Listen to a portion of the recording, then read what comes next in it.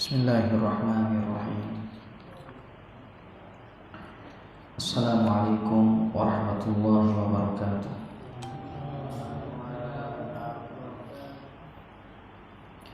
Innal hamdalillah nahmaduhu wa nasta'inuhu wa nastaghfiruh wa na'udzu billahi min shururi anfusina wa sayyiati a'malina. May yahdihillahu fala mudilla lahu wa may yudlil fala hadiya lahu. Asyhadu an la ilaha illallah wahdahu la syarika lahu wa asyhadu anna Muhammadan abduhu wa rasuluh. Qala Allah ta'ala ya ayyuhalladzina amanu taqullaha haqqa tuqatih wa la tamutunna illa wa antum muslimun. Amma ba'du. Alhamdulillah, jemaah sekalian, kita kembali bisa melanjutkan kajian kita, yakni kitab Al-Adab Al-Mufrad karya Al-Imam Al-Bukhari rahimahullah, yang mana kitab ini berisi hadis-hadis yang berkaitan dengan adab atau etika. Baik, di kesempatan ini kita akan membahas bab yang ke-46, yaitu babun hamlus shadiyyi 'alal 'atiqi. Bab pembahasan tentang membawa bayi di atas pundak. Jadi apa bahasa kita itu? Menggendong bayi di atas pundaknya, dipikul. Ya, di bahasa kita dipikul. Baik, pada hadis yang ke-76, Al-Imam Al-Bukhari rahimahullah mengatakan, haddatsana Abul Walid qala haddatsana Syu'batu an Adi ibn Thabit qala sami'tul Bara'a yaqul ra'aitu an-nabiyya sallallahu alaihi wasallam wal Hasan salawatullahi alaihi ala 'atiqihi wa huwa yaqulu Allahumma inni uhibbuhu fa ahibbahu. Telah mengajarkan kepada kami Abdul Walid, dia berkata telah mengajarkan kepada kami Syu'bah. Dari Adi bin Thabit, dia berkata saya mendengar Al-Bara. Dia berkata saya melihat Nabi SAW, dan sedangkan Hasan salawatullahi alaihi ala atiqihi berada di atas pundak beliau. Wa huwa yaqulu, sedangkan beliau bersabda, Allahumma inni uhibbuhu fa ahibbahu. Ya Allah, sesungguhnya aku mencintai dia, maka cintailah dia. Nah, dalam hadis ini jemaah sekalian disampaikan oleh Imam Bukhari pada bab yang ke-46. Jadi dia pembahasannya adalah tentang memikul bayi. Namanya anak kecil ya. Memikul bayi atau anak kecil di atas pundak. Nah, di sini Nabi SAW melakukan itu, dan itu dilakukan oleh Nabi SAW kepada Hasan, dan itu Hasan itu adalah cucunya beliau. Ya, Hasan adalah cucunya beliau. Jadi ditaruh di pundaknya Nabi SAW, dan beliau mendoakan kebaikan untuk Hasan ini, yaitu Allahumma inni uhibbuhu fa ahibbahu. Ya Allah, sesungguhnya aku cinta kepada dia, maka cintailah dia. Dalam riwayat yang lain, Nabi SAW bersabda dalam doanya itu, Allahumma inni uhibbuhu fa ahibbahu wa ahbib man yuhibbuhu. Dalam riwayat yang lain, Nabi SAW doanya yaitu adalah sesungguhnya ya Allah, sesungguhnya aku cinta kepada dia, maka cintailah dia serta cintailah orang-orang yang mencintai dia. Jadi lafadznya ada tambahan ya, wa ahbib man yuhibbu, dan cintailah ya Allah orang yang mencintai Hasan. Dari hadis ini menunjukkan bahwasanya seseorang hendaknya mereka itu lemah lembut kepada anak kecil. Jangan dia itu kasar. Jadi harus menyayangi mereka. Ini pada asalnya seperti itu. Jadi pada asalnya jemaah sekalian kita harus menyayangi mereka, dan itu dilakukan oleh Nabi SAW. Dan di sini kepada cucu beliau yaitu Hasan. Dan ulama jelaskan perbuatan Nabi SAW ini adalah bentuk tawaduk beliau. Jadi jemaah ya, bentuk tawaduknya Nabi SAW itu banyak sekali ya, yang menunjukkan bukti ya, sebagai bukti bahwasanya Rasulullah itu adalah seorang yang tawaduk. Di antaranya adalah seperti ini, beliau padahal adalah seorang nabi, beliau adalah seorang khalifah, seorang pemimpin dunia, tapi ternyata beliau masih mau untuk memikul anak kecil. Kalau pikir kita kan mungkin gengsi lah gitu ya, masa pejabat tapi mikul anak kecil kan itu, ngurusi aja yang lebih penting kan, itu kan pikirnya kan. Tapi ternyata Nabi SAW tidak segitunya, dan beliau adalah orang yang memiliki akhlak yang sempurna. Beliau tahu bagaimana akhlak kepada orang dewasa dan bagaimana akhlak kepada anak kecil, bagaimana adab bersikap kepada mereka, dan itu Rasulullah memiliki itu semuanya. Dan beliau sangat sempurna dari sisi fisik, dari sisi akhlak, dari sisi agama tentunya. Tidak ada orang yang mengalahkan beliau. Tapi ternyata sehebat itu Nabi SAW, tetapi masih mau untuk memikul anak kecil. Jamaah sekalian, disebutkan oleh Al-Imam Ibnu Qayyim al-Jauziyah rahimahullah dalam kitabnya Madarijus Salikin tentang bentuk-bentuk tawaduknya Nabi SAW. Itu banyak sekali. Tawaduk itu artinya apa jemaah? Merendah, rendah hati. Ya, jadi rendah hati, merendah, gitu. Di antaranya, dan ini yang harus kita terapkan dalam kehidupan sehari-hari, bentuk tawaduknya Nabi SAW. Nanti antum lihat di dalam kitab Madarijus Salikin ya, namanya, karyanya Imam Ibnu Qayyim al-Jauziyah rahimahullah. Ya, Imam Ibnu Qayyim al-Jauziyah rahimahullah. Kata beliau, wa kana Nabi sallallahu alaihi wasallam yamurru 'ala sibyani fayusallimu 'alaihim. Lihat di sini bentuk tawaduknya Rasulullah. Nabi sallallahu alaihi wasallam dahulu itu melewati anak-anak kecil, lalu beliau mengucapkan salam kepada mereka. Jadi tidak mentang-mentang orang dewasa, ya, tidak mentang-mentang orang udah gede, kemudian habis itu yang di sekitarnya anak kecil. Nabi SAW masih mau itu, ketika lewat ketemu mereka, salam sama mereka. Gak seperti sebagian kita, misalnya ketika lewat sama anak kecil sengaja diam, supaya apa? Anak kecil yang mengucapkan salam. Mungkin ada sebagian kita yang seperti itu, ketika lewat sama mereka mungkin pura-pura nggak tahu. Kemudian habis itu ketika diucapkan salam sama mereka baru lihat. Nabi SAW ternyata orang yang terbaik ya, dan beliau lebih dahulu mengucapkan salam kepada anak kecil daripada anak kecil itu kepada beliau. Tidak segan-segan untuk mengucapkan salam sama mereka. Kadang kita itu mengucapkan salam kalau sama orang yang dikenal, kan itu ya. Mengucapkan salam kadang sama orang yang seumur, kan itu kadang kan. Kita tidak mengucapkan salam sama anak-anak yang di bawah umur kita, sama anak-anak kecil itu. Padahal ini dilakukan oleh Nabi SAW. Dan ini adalah bentuk tawaduk seseorang. Dan orang itu jemaah sekalian harus melatih hatinya supaya namanya penyakit sombong itu hilang dalam hatinya. Di antaranya seperti itu. Harus dia itu melawan hal-hal yang menggerogoti dalam hatinya seperti gengsi. Ya, mosok wis gede salaman mengucapkan salam sama anak kecil. Hal-hal yang semacam itu dibuang. Harus dibersihkan dari hati kita itu.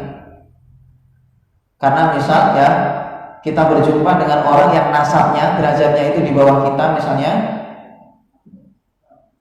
Ada apa mas? Kenapa? Mati. Baik. Jadi terkadang misalnya ada orang yang nasabnya di bawah kita, kemudian habis itu ketika ketemu nggak mau salam, dengan berpikiran misalnya, maksud saya salam sama dia. Misalnya ya, mungkin nggak ada di sini. Jadi kalau seandainya ada kretek dalam hati, keinginan untuk sombong, tidak mau salam kecuali kepada orang yang sama dengan dia. Itu yang seperti ini kudu dilawan. Dibuang yang seperti ini, lawan hatinya itu. Tidak segan-segan untuk mengucapkan salam. Meskipun sama orang yang tidak kita kenal. Bahkan kan disebutkan kan bahwasanya termasuk tanda hari kiamat, orang itu tidak mengucapkan salam kecuali kepada orang yang dikenal. Termasuk tanda hari kiamat itu. Kiamat sudah dekat. Kalau mengucapkan salam cuma sama yang dikenal saja. Orang yang tidak dikenal biarin. Saya nggak tahu namanya dia. Akhirnya nggak ucapkan salam. Ini tanda kiamat sudah dekat kalau seperti itu sudah. Kaum muslimin sudah tidak punya ikatan kasih sayang sesamanya kecuali sama orang yang dikenal saja. Nah, jadi Nabi SAW di antara bentuk tawadhu beliau itu adalah kalau ketemu anak-anak kecil beliau ucapkan salam. Gitu. Dan juga kita seperti itu, jangan mentang-mentang sebagai seorang ustadz, ya, mentang-mentang seorang ulama, seorang tokoh misalnya disegani banyak orang, kemudian ketika ketemu dengan jamaahnya pura-pura nggak lihat. Biar nanti jamaahnya yang mengucapkan salam. Ini harus dilawan penyakit-penyakit semacam itu. Meskipunlah dia orang yang alim misalnya, yang ditokohkan di sekian kampung, mungkin bahkan di negara ya, dai internasional, ya misalnya, gak usah kita seperti itu. Gak usah kita itu gengsi untuk mengucapkan salam. Ini untuk melawan kesombongan dalam hati kita. Ingat, sombong itu sangat berbahaya. Sering kita sampaikan itu. La yadkhulul jannata man kana fi qalbihi mithqalu dzarratin min kibrin. Tidak akan masuk ke dalam surga orang yang di dalam hatinya itu ada sebutir biji sewi berupa kesombongan. Jadi kalau ada sesuatu benda yang sangat kecil itu, nah itu misalnya sombong seperti itu ada di dalam hati kita, maka aja mas kalian ingat bahwasanya ini adalah penghalang seseorang itu masuk ke dalam surga. Padahal kesombongan itu kecil banget. Ya kalau kita misalnya gambarannya yang dianggap remeh, ya itu tadi. Ya, jadi kalau jamaahnya itu bukan pejabat, nggak ucapkan salam sama dia, misalnya itu ya, wong kampung ya. Akhirnya kamu ucapkan salam, sombong itu, gengsi. Masa saya salam sama dia? Masa anak kecil saya ngucapin salam sama dia? Sombong itu sama siapa saja, baik sama orang yang di atasnya dia, orang sama dengan dia, sama atau misalnya di bawahnya dia, meskipun sama anak kecil, merasa dirinya lebih bagus gitu ya, nah sombong itu. Al-kibru batarul haq wa ghamtun nas. Jadi yang namanya sombong itu menolak kebenaran, kemudian meremehkan orang. Ya sama aja orang itu sudah. Kalau diremehkan, sombong berarti. Dan itu adalah menghalang seorang itu masuk ke dalam surga. Ya.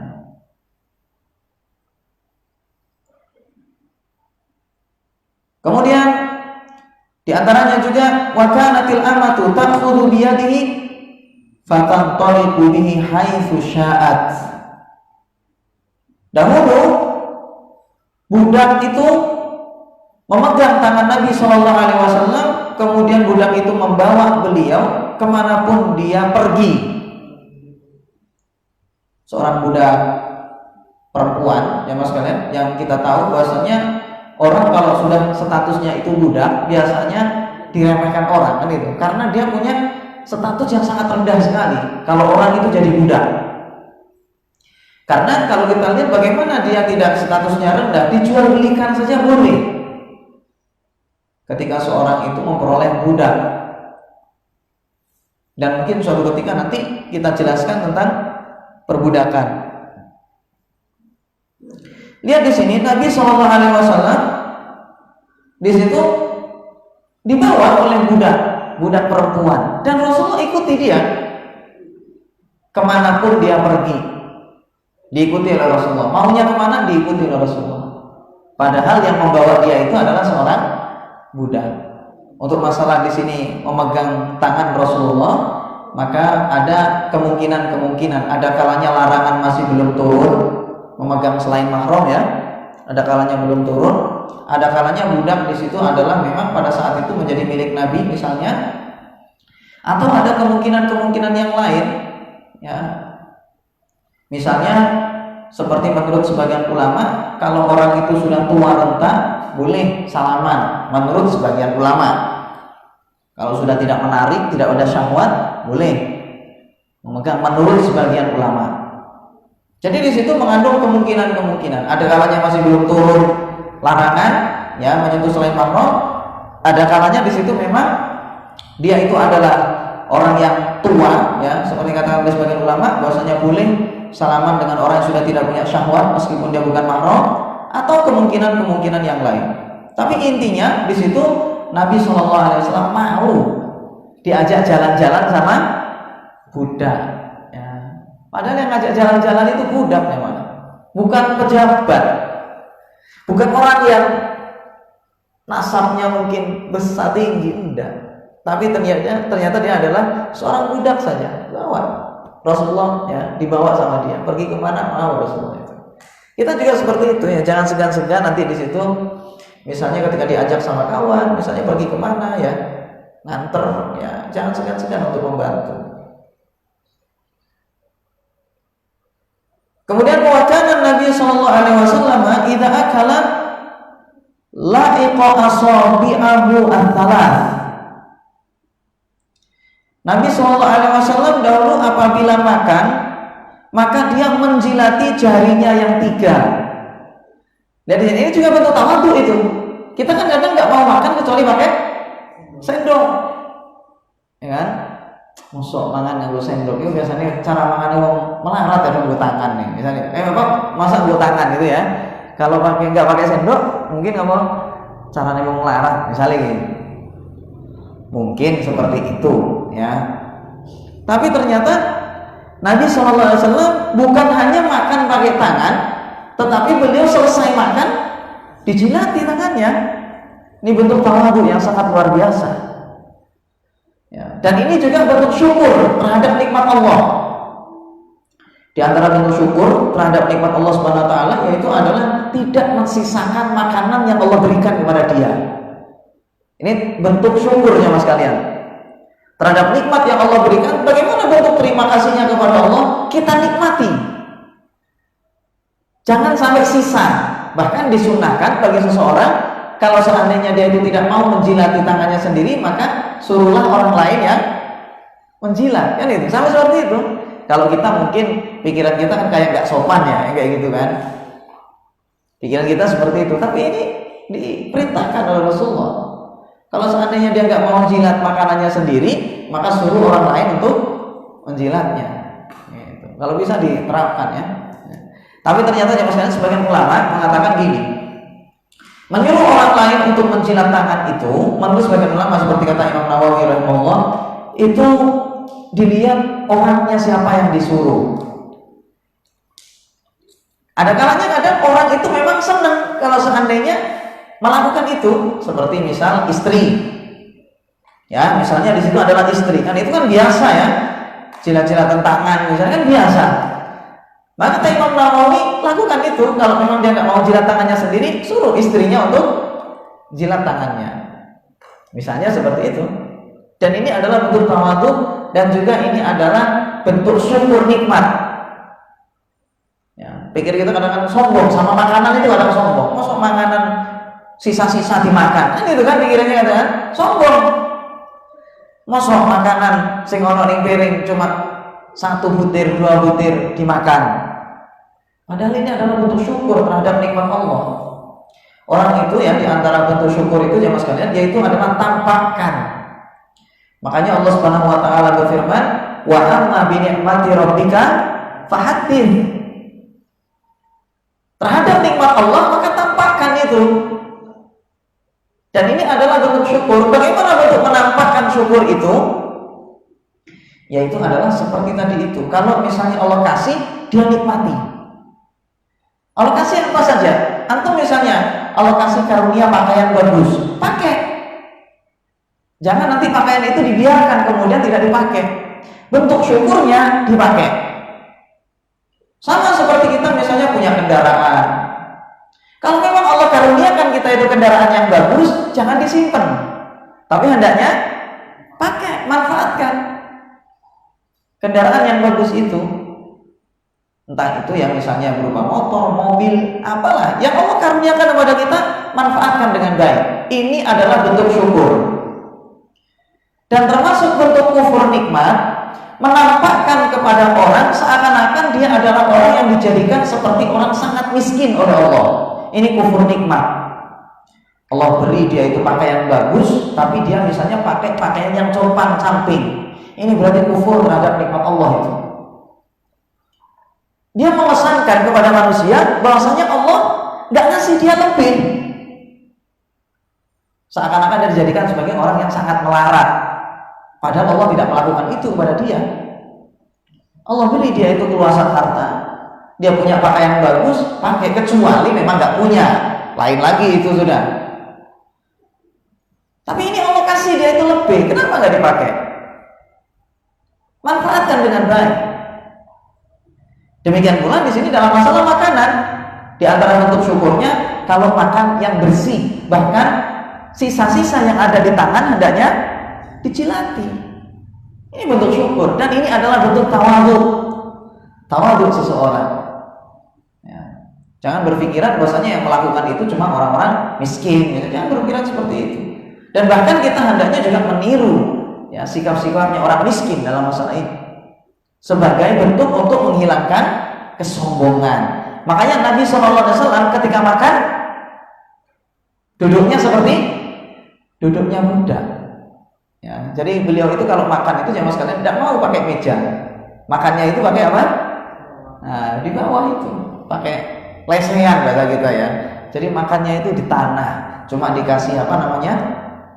Piring ya, bukan piring bahkan itu. Di zaman itu cuma pakai kulit ya, kulit begitu yang digunakan untuk tempat wadah makanan, makan di situ. Nah, jadi kita juga sesekali hendaknya seperti itu. Jadi tidak makan pakai meja makan, tapi pakai lesehan ya bahasa kita ya. Jadi makan di bawah. Itu sesekali lah. Lakukan itu untuk menghilangkan kesombongan itu tadi dari hati.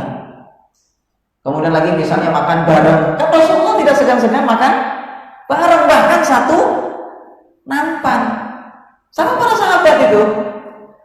Tidak mentang-mentang dia adalah seorang apa ya tokoh gitu, kemudian habis itu gengsi mau makan sama orang di bawahnya. Tidak. Rasulullah mau itu makan sama sahabat, makan bareng. Bahkan kadang itu ketika makan itu Rasulullah cari-cari makanan yang dia suka gitu. Ya. Ini ketika makan satu nampan, Rasulullah nyari-nyari labu itu. Ingat saya itu, cari-cari sama Rasulullah. Ya kalau mungkin kita yang suka nih daging, misalnya cari-cari daging. Tapi itu kata para ulama, kalau seandainya semua orang yang makan itu tidak keberatan dengan perbuatan itu, dan semua orang juga melakukan hal yang sama, itu tidak masalah. Jadi kalau seandainya mereka makannya lagi tertib, ya jangan antum nanti tangannya kemana-mana. Hendaknya makan dari yang terdekat, kan itu. Ketika dalam kondisi orang tidak berebut. Ya, lihat kondisinya. Kemudian wa kana yakunu fi baitihi fi khidmati ahlihi. Lihat di sini jemaah sekalian, Nabi SAW di rumahnya melakukan tugas-tugas rumah.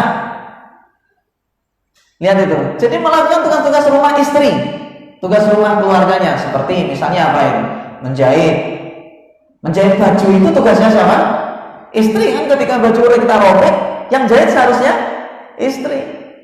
Ketika sandal putus, hendaknya yang nyambung istri itu jemaah. Ngasih makan hewan, istri itu. Makanya yang menerapkan seperti itu biasanya kalau antum ke desa, luar biasa sekali biasanya orang-orang desa itu. Ya, jadi dia yang ngarit ya, itu istrinya sahabat dahulu kayak gitu. Yang nyari makanan, cari rumput itu adalah istrinya. Memang seperti itu dari dulu sudah. Nyuci baju segala macamnya kalau antum ke desa itu ya memang itu tugasnya istri sudah. Ngasih makan hewan ya, ngasih makan kambing, sapi. Itu biasanya istri. Nah, lihat di sini Nabi SAW ya, kalau Nabi SAW itu ternyata tugas-tugas rumah dilakukan semuanya sendiri. Jadi beliau nggak segan-segan jahit bajunya yang robek, kemudian habis itu menyambung sandalnya yang putus. Tugas-tugas rumah dilakukan sendiri oleh beliau itu. Nah, ini. Jadi inilah bentuk tawadhu, supaya orang itu tidak sombong di dalam hatinya melakukan itu. Ya. Jangan mentang-mentang suami kemudian habis itu gak mau sama sekali melakukan itu. Ya kita hendaknya untuk menghilangkan itulah kita kerjakan. Misalnya ketika di rumah ya sesekali misalnya kita yang masak, gitu. Bentuk tawadhu kita kepada keluarga. Sesekali nanti kita yang masak. Ya meskipun antum mampunya masak misalnya. Hah? Iya nasi ya jelas nasi ya. Kayak lora misalnya ya yang gampang-gampang. Meskipun bisanya cuma itu, meskipun cuma mie itu tadi ya. Sesekali dilakukan untuk menghilangkan penyakit sombong dalam hati. Sekali kita masak ada gitu. Yang nyuci ada kita sesekali gitu kan. Kalau Rasulullah di rumah, tugas rumah dibereskan sendiri, itu Rasul. Kalau kita misalnya tidak mampu, ya setidaknya sesekali lakukan. Ketika istri misalnya capek, ya kita yang bantu nyapu rumah, kan itu. Rapi-rapi yang ada di rumah, lepet-lepet baju, nah sesekali kayak gitu. Kalau saya dulu zaman sekalian, itu yang nyetrika baju itu bapak biasanya, saya itu. Ibu biasanya sudah mengerjakan tugas-tugas yang lain. Ya. Ini dulu seperti itu. Saya tinggal sama bapak asuh ya dulu. Bapak angkat saya sudah meninggal, beliau rahimahullah. Dan itu beliau sangat sayang sekali ya sama saya. Dan itu beliau yang nyetrika baju-baju saya itu. Ibu melakukan tugas-tugas yang lain. Gitu. Ibu angkat ya.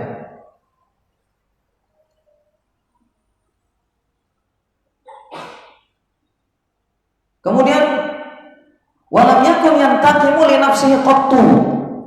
Dan Nabi SAW tidak pernah marah kalau pribadinya yang disalahin.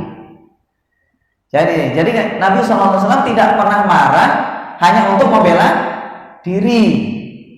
Jadi kalau cuma dicela orang, ya cuma diomongi gila, cuma diomongi apa mana, dukun itu, celaan-celaan diomongi pendusta, pembohong, bahasa kita apa, tukang aclak ya misalnya, itu Rasulullah nggak pernah ngurus yang kayak gitu. Ya, justru seringkali sahabat yang marah ketika Rasulullah dihinakan kan itu. Nabi SAW kalau misalnya itu adalah urusan pribadi, nggak pernah ngurus. Biarlah dia dicela apa segala macam sama orang-orang pada saat itu, dia nggak ngurus itu. Rasulullah itu keras, tegas. Kalau seandainya yang dilanggar itu adalah urusan agama. Kalau sudah urusan agama, di situ yang dihinakan oleh manusia, baru beliau itu adalah orang yang pertama kali bersikap dan mengingkari dengan tegas. Itu Rasulullah itu. Tapi kalau urusan pribadi, dah itu biarkan udah, gak ngurus beliau itu. Biar ada orang sepuasnya ya, mencaci maki gitu. Tapi kalian coba bandingkan dengan kita ya, yang seringkali kita ini marah cuma gara-gara omongan-omongan kecil kan itu. Ya, baru gara-gara omongan-omongan kecil kita marahnya sudah luar biasa. Ya, ini Nabi jangan. Ya, dihina-hina sama orang, tapi beliau santai kayak gitu, itu nggak pernah ngurus. Ya.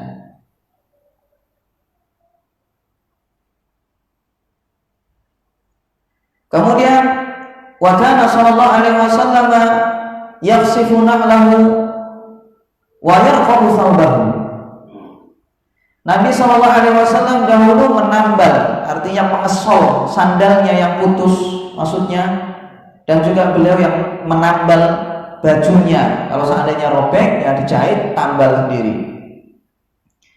Wa yahlibu syata li ahlihi, dan beliau yang memerah susu kambingnya untuk keluarganya. Padahal pada umumnya ini adalah tugasnya istri. Tapi Nabi SAW yang memerah susu kambingnya sendiri untuk diserahkan kepada istrinya, pada istri-istrinya itu, pada keluarganya, gitu. Kemudian wa ya'lifu al-bahira, beliau yang kasih makan ontanya. Wa ya'kulu ma'al Dan Rasulullah itu dahulu tidak segan-segan makan dengan para pelayan. Ya, makan dengan pembantu, dengan pelayan itu biasa, dengan budak. Makan dengan budak itu biasa dilakukan oleh Rasulullah. Jadi ini adalah bentuk tawadhu ya Mas, karena makan bareng. Ya, makan bareng dengan orang-orang yang ada di sekitar kita. Ya, itu jangan segan-segan. Bentuk tawadhu ini. Kemudian wayujalisu ma'al masakini, ya, atau wayujalisul masakin. Beliau itu juga tidak segan-segan untuk duduk-duduk bersama orang-orang miskin. Jadi beliau kumpul sama orang-orang miskin biasa itu. Apalagi misalnya mereka tanya-tanya tentang hukum-hukum agama, ya, belajar kepada Nabi dan seterusnya, itu biasa. Duduk dengan orang miskin. Kita juga hendaknya seperti itu. Latih hati kita ini untuk apa? Tidak segan-segan duduk-duduk dengan orang-orang yang taraf hidupnya itu sulit atau rendah, miskin ya misalnya kita. Jangan segan-segan untuk sama mereka itu. Kemudian wayamshi ma'al ardilati, jalan-jalan sama para janda wal yatim dan anak-anak yatim, fi hajatihima, dalam memenuhi kebutuhan keduanya. Wa yabda'u man laqiyahu bisalam, dan beliau kalau ketemu orang, maka beliau yang pertama kali mengucapkan salam. Jadi hendaknya kita ini jemaah sekalian, ketemu orang itu rebutan mengucapkan salam. Jangan nunggu salamnya orang. Kita yang pertama kali mulai gitu, salam itu sama mereka. Dan ini Nabi melakukan seperti itu.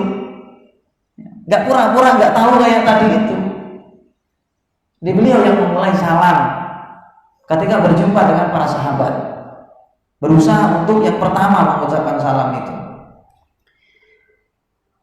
Wa yujibu da'wata man da'a, dan beliau juga memenuhi undangan siapapun yang mengundang beliau.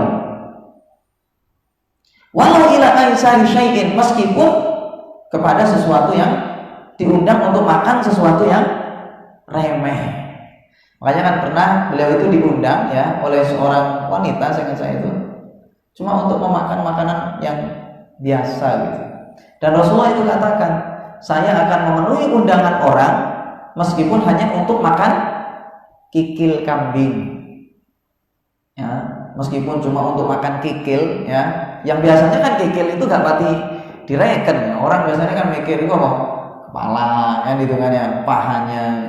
Tapi Rasulullah katakan apa? Saya akan memenuhi undangan siapapun yang mengundang saya, meskipun diundang cuma untuk makan kikil. Ya, keracak kalau bagi bahasa kita ya, kakinya hewan. Mau Rasulullah itu. Ya. Gimana, Mone? Malah rebutan ya.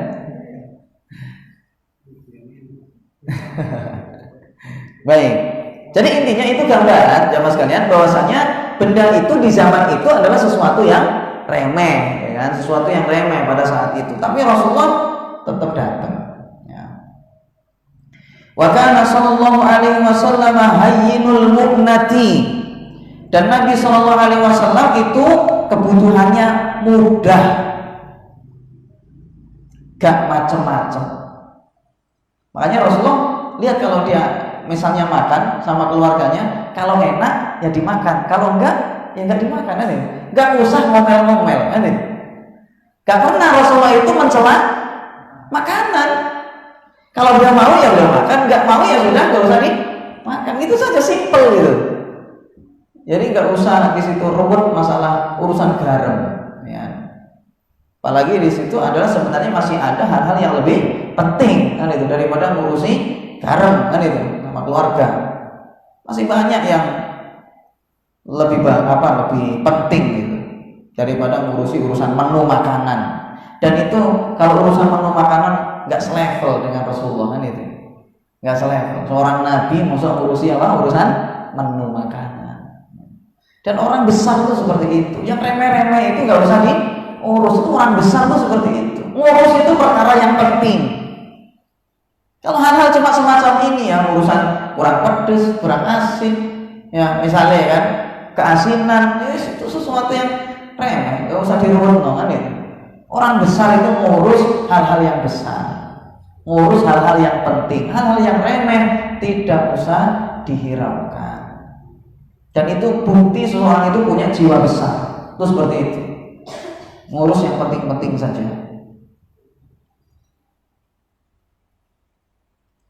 Kemudian layyinul khuluqi, akhlaknya Nabi Shallallahu Alaihi Wasallam itu sangat lembut sekali, karimut tabai, dan beliau itu karakternya itu sangat mulia sekali.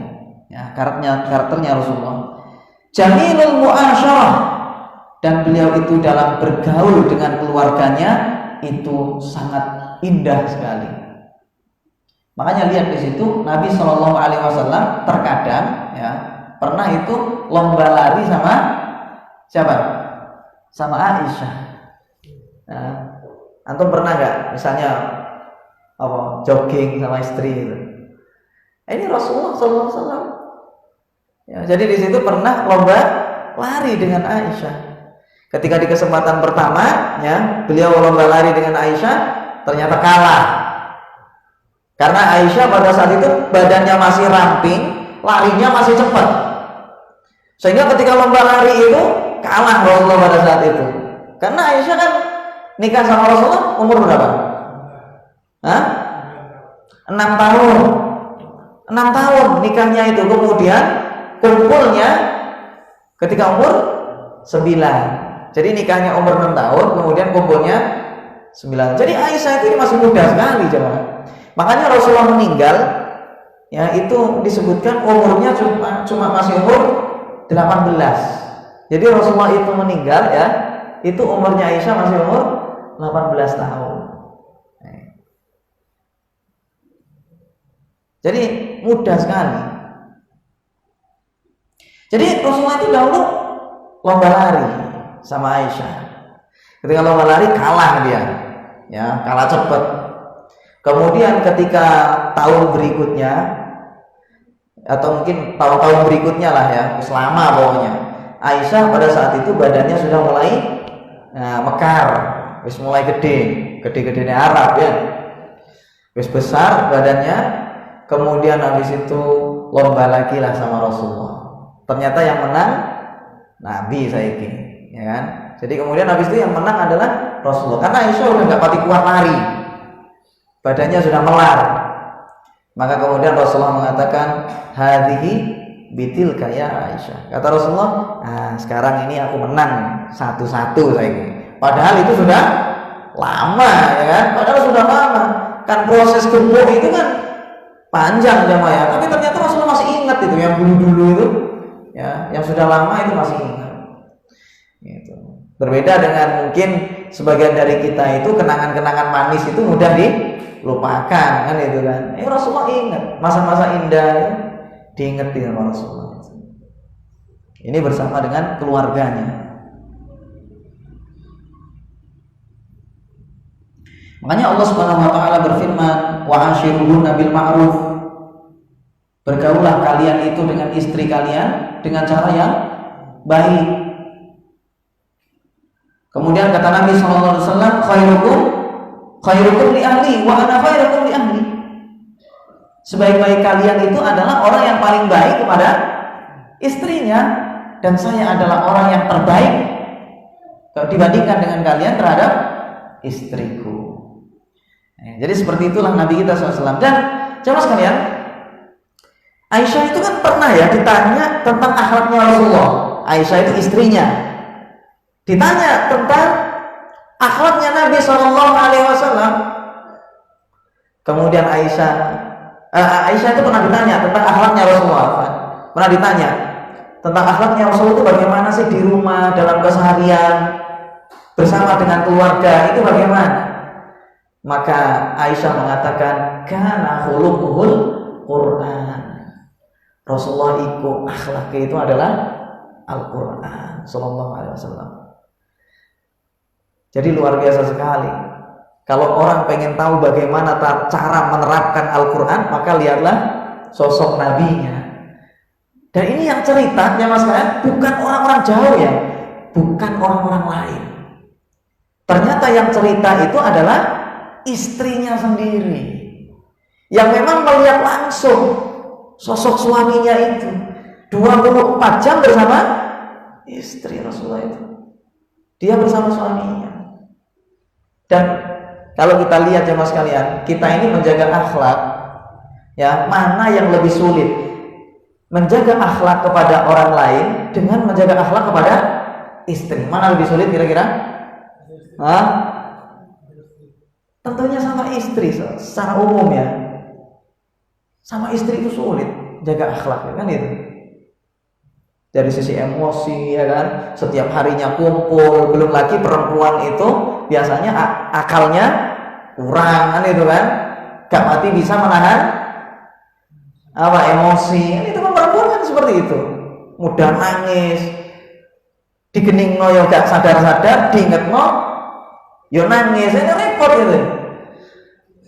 Gambarannya seperti itu. Tapi ternyata dengan segala kekurangan wanita dan tinggalnya Nabi SAW bersama dengan Aisyah serumah, itu ternyata justru malah menunjukkan betapa akhlak Nabi itu sangat mulia kepada istrinya. Makanya nggak pernah menceritakan yang jelek-jelek tentang Rasulullah itu, istri-istri Nabi itu. Sampai Aisyah ketika ditanya bagaimana akhlaknya Nabi itu sih, maka Aisyah katakan akhlaknya adalah Al-Quran, benar-benar menerapkan kalamullah. Luar biasa sekali Nabi kita Shallallahu Alaihi Wasallam. Kemudian lagi bentuk tawadhunya Nabi Shallallahu Alaihi Wasallam, tolakul wajha bisaman. Rasulullah itu wajahnya selalu ceria, jadi bermuka ceria terus. Ya, kalau ketemu sahabat itu wajahnya itu apa ya? Berseri-seri. Itu Rasulullah itu. Jadi nggak mentang-mentang orang besar, kemudian habis itu apa? Ya masam terus ya, menampakkan apa? Yang menakuti orang, ternyata enggak. Rasulullah itu mudah senyum.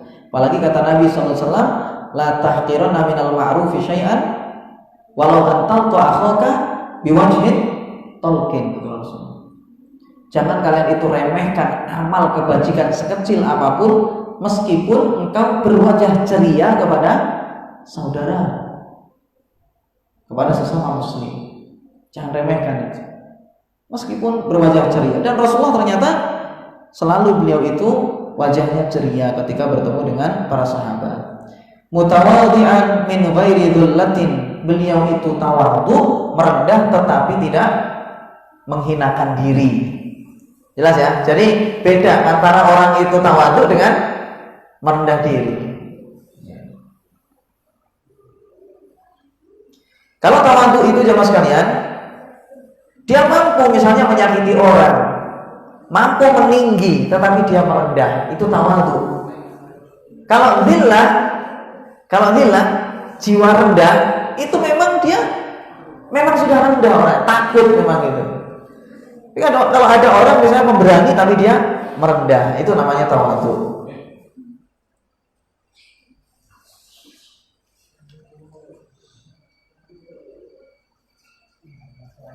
Kemudian Nabi SAW jawadan min ghairi sarofin.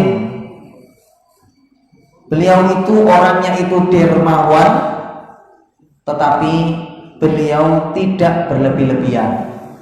Dermawan, tapi beliau ketika infak pertengahan. Itu Rasulullah itu.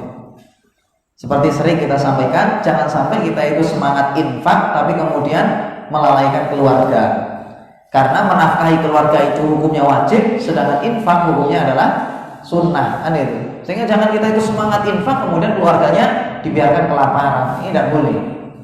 Nabi SAW itu pertengahan, ya. Beliau itu sangat dermawan sekali, ya. Tapi beliau tidak berlebih-lebihan. Apalagi ketika di bulan Ramadan, ya. Apalagi di bulan Ramadan.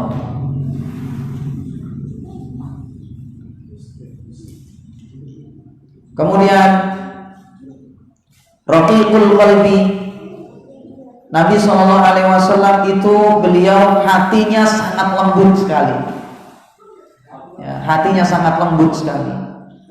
Terkadang ketika dibacakan Al-Quran kepada beliau, tiba-tiba mata beliau berlinangkan air mata. Kemudian ketika Ibrahim, yakni anak beliau meninggal dunia, maka ternyata pipinya basah dengan air mata. Jadi hatinya beliau itu sangat lembut sekali. Rahiman bikulli muslimin. Beliau itu juga sangat penyayang kepada setiap orang muslim. Nabi kita SAW itu sangat penyayang kepada semua kaum muslimin. Kemudian hafizul janahi lil mu'minin, dan beliau itu selalu lapang dada kepada orang-orang yang beriman. Layyinal janibi lahum, bersikap lembut kepada mereka. Jadi itulah jemaah sekalian ya, sosok Nabi kita Sallallahu Alaihi Wasallam. Dan bahkan Nabi Sallallahu Alaihi Wasallam ya itu tidak segan-segan terkadang mengendarai himar. Kendaraan pada saat itu ya, kendaraan pada saat itu yang sangat murah itu adalah keledai. Tapi Nabi Sallallahu Alaihi Wasallam itu tidak segan-segan kadang numpak keledai juga. Gitu. Jadi kadang-kadang beliau itu numpak keledai. Kemudian memenuhi undangan budak. Ya, meskipun yang undang itu adalah seorang budak, maka beliau datang dan juga mengunjungi orang yang sakit, menghadiri proses pemakaman jenazah ya, ngurus jenazah. Rasulullah nggak segan-segan, nggak mentang-mentang tokoh kemudian habis itu nggak mau ngurus misalnya, biar diundang dulu. Tidak seperti itu. Bahkan kadang Nabi SAW itu pernah marah kepada para sahabat ketika ada seorang wanita yang meninggal kemudian beliau tidak dikasih kabar. Ya, jadi seorang wanita itu dia tugasnya bersihin masjid, tukang nyapu masjid. Pas meninggal karena dikira dia adalah orang yang rendah, menurut para sahabat dia orang biasa, maka Nabi tidak diundang. Marah Rasulullah. Kemudian habis itu Rasulullah datanglah ke kuburan seorang wanita tersebut, kemudian beliau menyolatinya lagi.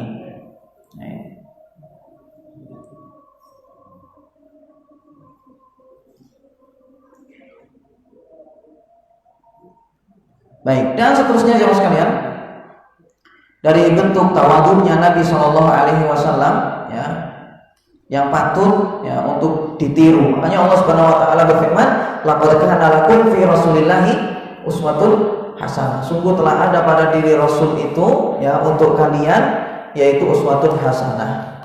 Ya, suri tauladan yang baik. Ya, dalam surah Al-Ahzab ayat 21. Dan Rasulullah itu tadi sangat penyayang ya kepada kaum muslimin sampai Allah Subhanahu wa taala berfirman dalam surah At-Taubah ayat 128, kata Allah, laqad ja'akum rasulun min anfusikum azizun 'alaihi ma 'anittum harisun 'alaikum bil mu'minina raufun rahimun. Ya, sungguh telah datang kepada kalian seorang utusan dari jenis kalian sendiri yang berat atas beliau, atas apa yang menimpa kepada kalian ya.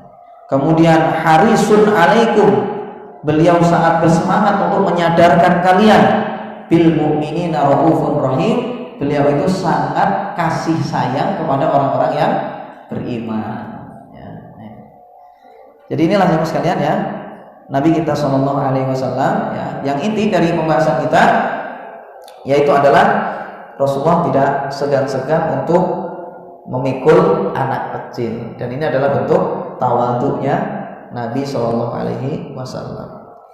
Demikian, semoga bermanfaat. Wallahu taala alam. Wassallallahu ala nabiyina Muhammad wa ala alihi wasallam.